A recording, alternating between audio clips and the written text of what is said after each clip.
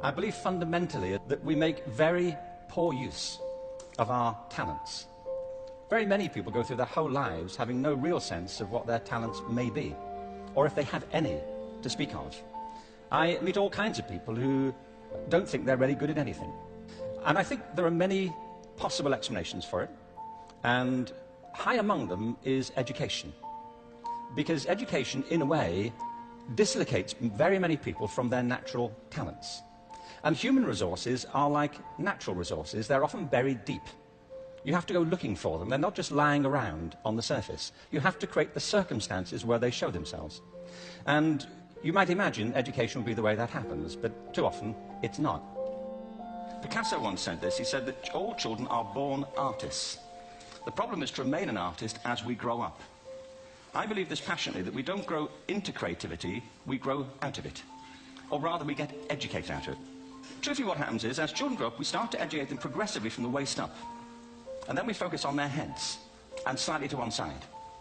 So you were probably steered benignly away from things at school when you were a kid, things you liked, on the grounds you would never get a job doing that. Is that right? Don't do music, you're not going to be a musician. Don't do art, you won't be an artist. Benign advice. Now, profoundly mistaken. And the consequence is that many highly talented, brilliant, creative people think they're not. Because the thing they were good at school wasn't valued or was actually stigmatized. And I think we can't afford to go on that way.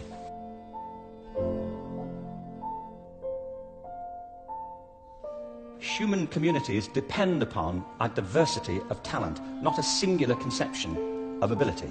Human talent is tremendously diverse. People have very different aptitudes. But it's not only about that, it's about passion and what excites our spirit and our energy.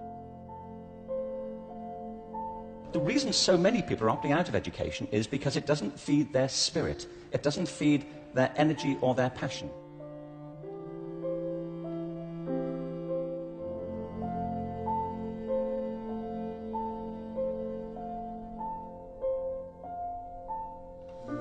We have to recognize that human flourishing is not a mechanical process, it's an organic process.